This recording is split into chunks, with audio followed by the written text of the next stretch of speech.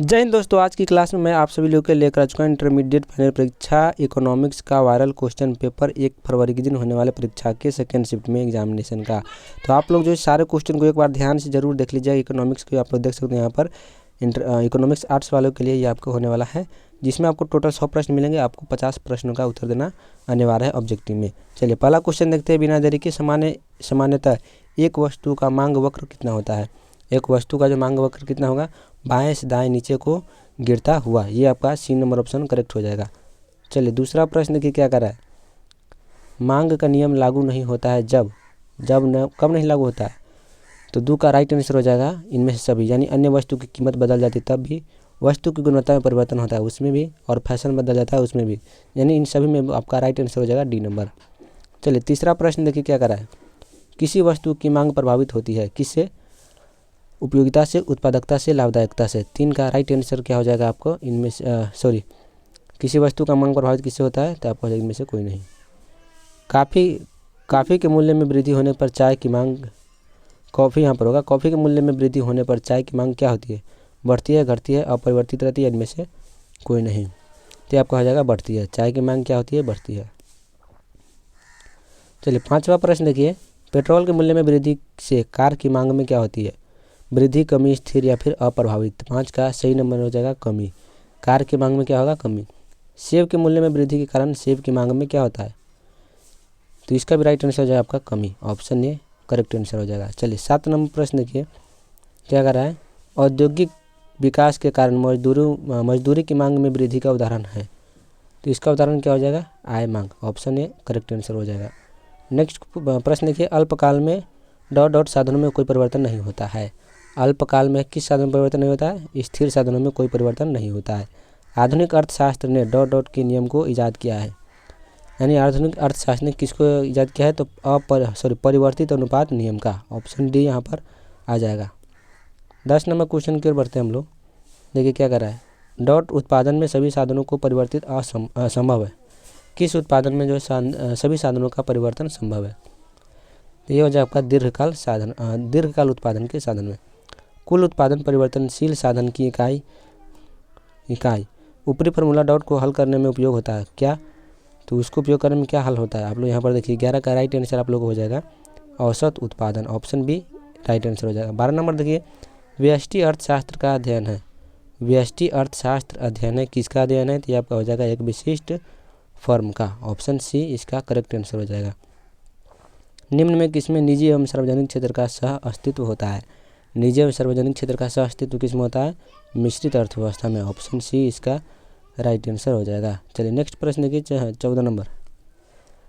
उत्पादन संभावना वक्र की अवधारणा जुड़ी है किससे जुड़ी है?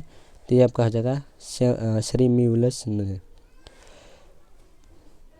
14 का ये नंबर राइट आंसर हो जाएगा। 15 नंबर प्रश्न देखिए। निम्नांकित में सेवा का उदाहरण कौन सा है? कौन जो इनमें से सेवा का हो जाएगा? इनमें से सभी। अध्यापकों के कार्य, चिकित्साओं के कार्य, वकीलों के कार्य। डी नंबर राइट आंसर हो जाएगा। 16 नंबर प्रश्न देखिए। निम्नांकित में कौन आर्थिक वस्तु है? आर्थिक वस्तु कौन हो जाएगा?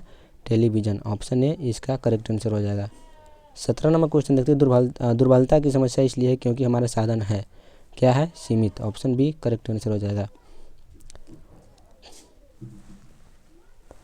चलिए 18वां प्रश्न की। किस प्रकार की अर्थव्यवस्था को मूल आर्थिक समस्याओं का सामना करना पड़ता है? ये आपका हो जाएगा सभी अर्थव्यवस्था को। मिश्रित, समाजवादी, पूंजीवादी, सभी अर्थव्यवस्था को। आर्थिक समस्याओं के कारण है। आर्थिक समस्या के क्या कारण हो जाएगा? तो इनमें से सभी हो जाएगा। 19 का डी नंबर करेक्ट आंसर हो जाएगा। 20 नंबर प्रश्न देखिए। निम्न में कौन धन की विशेषता है? धन की विशेषता इनमें से कौन है? तो ये आपका हो जाएगा इनमें से सभी। अर्थव्यवस्था का केंद्रीय समस्या क्या है? अर्थव्यवस्था का केंद्रीय समस्या क्या है? संसाधनों का आवंटन। ये नंबर ऑप्शन राइट आंसर हो जाएगा।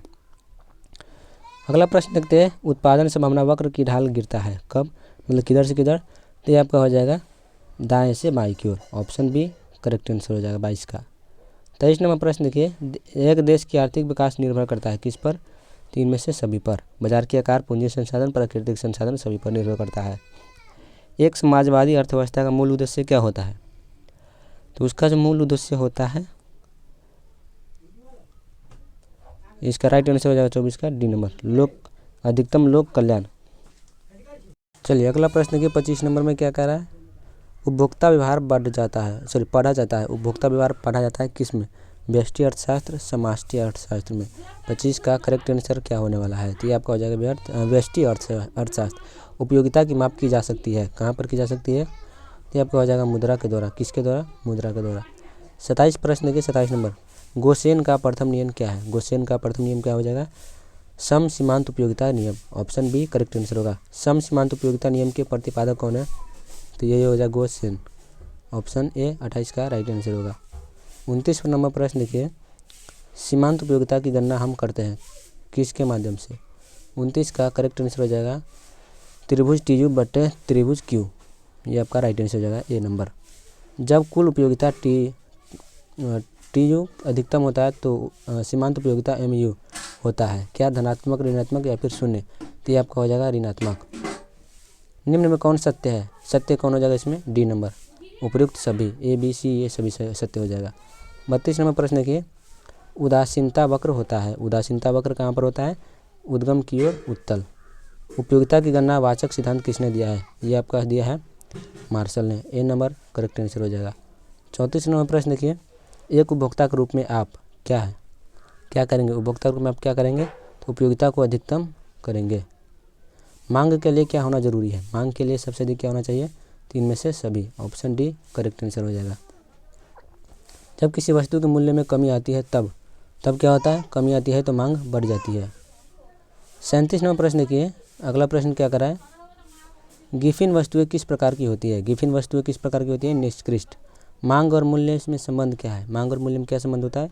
तो ये होता है आपका विपरीत, एक दूसरे के विपरीत होते हैं। 39 नंबर प्रश्न देखिए, मांग का नियम व्यक्त करता है। मांग का नियम क्या व्यक्त करता है? वस्तु की कीमत एवं मांगी गई मात्रा के बीच संबंध को। चलिए अगला प्रश्न देखिए, 40 नंबर। मांग का नियम लागू नहीं होता है, कहाँ पर लागू नहीं होता है? निम्न कोटि की वस्तुओं पर। ऑप्शन डी इसका राइट आंसर हो जाएगा। चलिए